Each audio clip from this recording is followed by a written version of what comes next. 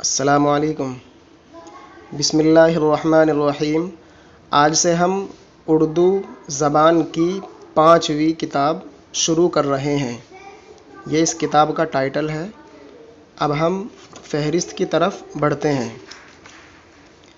یہ فہرست کہلاتی ہے۔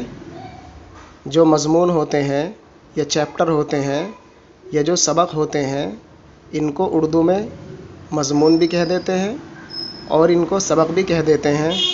البتہ اس پورے کو فہرست بولتے ہیں، اور یہ جو نمبر 1 2 3 4 5 6 7 8 یہ جو نمبر ہیں آخر تک، ان سب کو نمبر شمار بولتے ہیں۔ اب ہم اپنا اصلی سبق شروع کرتے ہیں۔ بسم اللہ الرحمن الرحیم۔ میں اللہ ہی کے نام سے شروع کرتا ہوں جو بڑا مہربان نہایت رحم والا ہے۔ اردو زبان کی 5ویں کتاب۔ خدا رزاق ہے۔ رزاق کے معنی آتے ہیں رزق دینے والا۔ تو اب مطلب ہوا خدا رزق دینے والا ہے۔ اے خدا تو خالق و رزاق ہے، اے خدا تو رزاق و خلاق ہے، تیری خلاقی تحیر خیز ہے، تیری رزاقی عجب انگیز ہے۔ اس کے اندر 2 لفظ آئے ہیں، تحیر خیز اور عجب انگیز۔ یہ اردو میں استعمال ہوئے ہیں، ورنہ دراصل یہ فارسی کے الفاظ کہلاتے ہیں۔ تحیر خیز مطلب یہ جو ترکیب ہے، یہ تحیر خیز اور عجب انگیز، یہ فارسی کی ترکیب ہے۔ اس کتاب کو پورا کرنے کے بعد ہم آپ کو یہ سمجھائیں گے کہ کہاں پر اور کس طریقے پر یہ استعمال ہوتا ہے اور اس کا کیا طریقہ کار ہوتا ہے۔ فارسی کے جو اردو میں کچھ الفاظ آتے ہیں ان کو بنانے کا کیا طریقہ ہے، تو اس کتاب کے آخر میں ہم یہ چیزیں سمجھائیں گے۔ آب صافی بن کے شکل ابر تر، ہے برستا قطرہ قطرہ خاک پر۔ اس میں ہم کہیں کہیں بعض الفاظ کے معنی یعنی میننگ بتاتے ہوئے چلیں گے۔ جیسے یہ خاک آیا ہے، خاک کے معنی مٹی کے آتے ہیں۔ خاک کو بخشی رطوبت آب نے، اور حرارت مہر عالم تاب نے۔ رطوبت کے معنی تری آتے ہیں اور آب کے معنی پانی آتے ہیں۔ حرارت یہ گرمی کو کہتے ہیں۔ پھر ہوا بھی ہو گئی ان میں شریک، ہو گئی آمیزش ان چاروں کی ٹھیک۔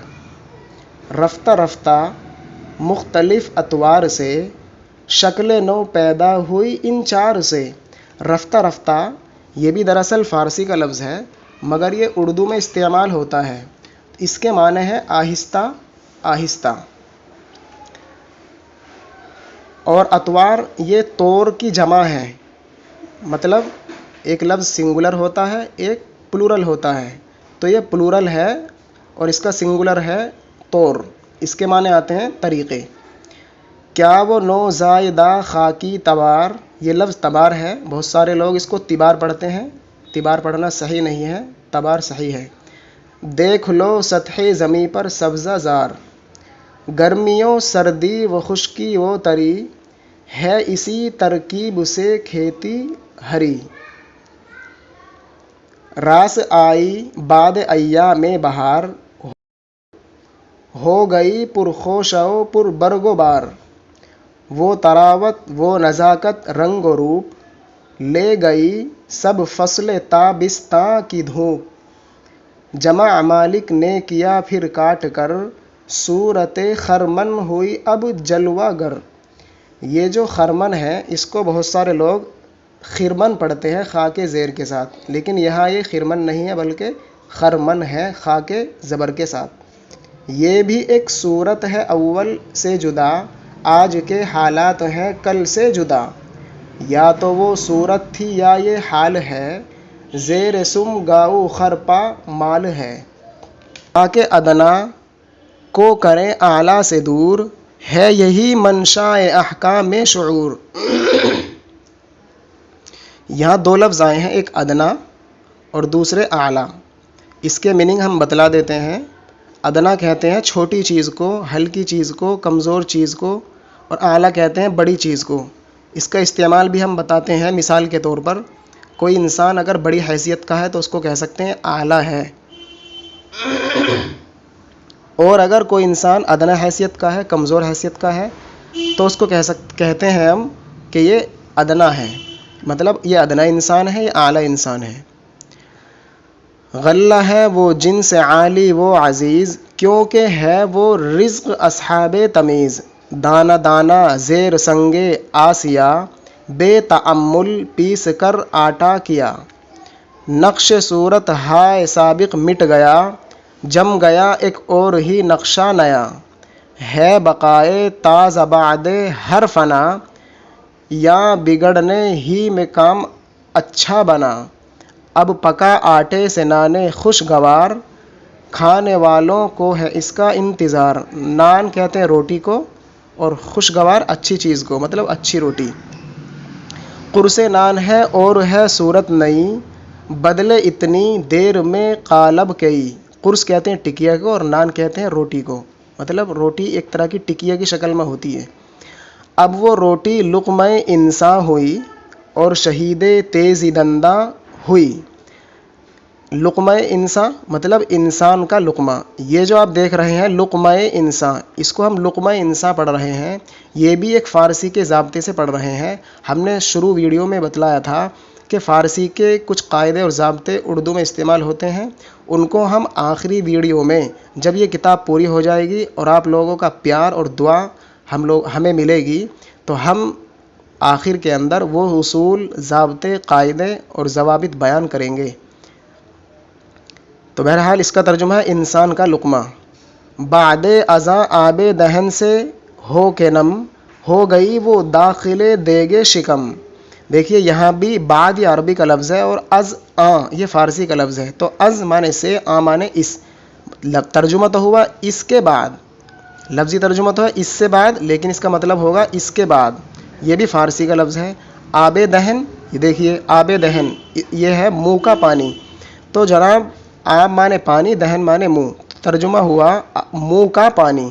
یہ بھی فارسی کی ترکیب ہے. مطلب یہ ہوا کہ اردو کے اندر بکثرت بہت زیادہ فارسی کے الفاظ آتے ہیں، فارسی کے اصول اور ضابطے سے چیزیں آتی ہیں. تو انشاءاللہ ہم آپ سے وعدہ کرتے ہیں کہ اگر آپ کی دعا ساتھ رہی اور آپ کا پیار ساتھ رہا، ہم ضرور ان قاعدوں کو بیان کریں گے آپ کے کہنے پر. تو بعد ازاں آب دہن سے ہو کے نم، ہو گئی وہ داخل دیگے شکم.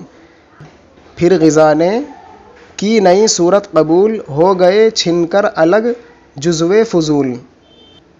پھر ہوئی سودا و صفرا کی نمود، خون و بلغم نے کیا پیدا وجود. تھی غرض تبدیل حالت سے یہی، خاک سے پیدا ہو رزق آدمی. تیری خلاقی تحیر خیز ہے، تیری رزاقی عجب انگیز ہے. اب یہ جو ہم الفاظ دیکھ رہے ہیں دراصل یہ بھی بہت قیمتی ہیں. اکثر لوگ ان کو ویڈیو میں چھوڑ رہے ہیں، لیکن میری رائے یہ ہے کہ ہم ان کو چھوڑیں گے تو نہیں، البتہ ان کو مستقل ایک الگ ویڈیو بنا کر کے اس میں ڈالیں گے. ممکن ہے ہمارے کچھ ساتھی پسند نہ کرتے ہوں، لیکن جو ساتھی پسند کرتے ہیں یا ان کے میننگ یاد کرنا چاہتے ہیں، ہم ایک اسی کے عنوان سے، یعنی پہلے سبق کے عنوان سے، 5ویں کتاب کے پہلے سبق کے معنی کے عنوان سے اس کو ہم دوسری ویڈیو میں ڈالیں گے. جو ساتھی اس کو دیکھنا چاہتا ہے وہاں دیکھ سکتا ہے. جیسے رزاق کے معنی ہم نے شروع میں بتلایا تھا، رزاق کے معنی رزق دینے والا، جیسے یہاں پر یہ استعمال ہوا تھا. تو بہرحال یہ بھی اگر یاد کر لے جائیں تو بہت اچھا ہے. اردو یہ تو سطحی اردو ہے، سرسری اردو ہے. صحیح اردو ہم اس آخر میں آپ کو سمجھائیں گے سرسری پڑھا کر کے. اس کے ضابطے، اصول، قواعد، معنی یہ سب ہم آپ کو بتاتے چلیں گے انشاءاللہ. السلام علیکم.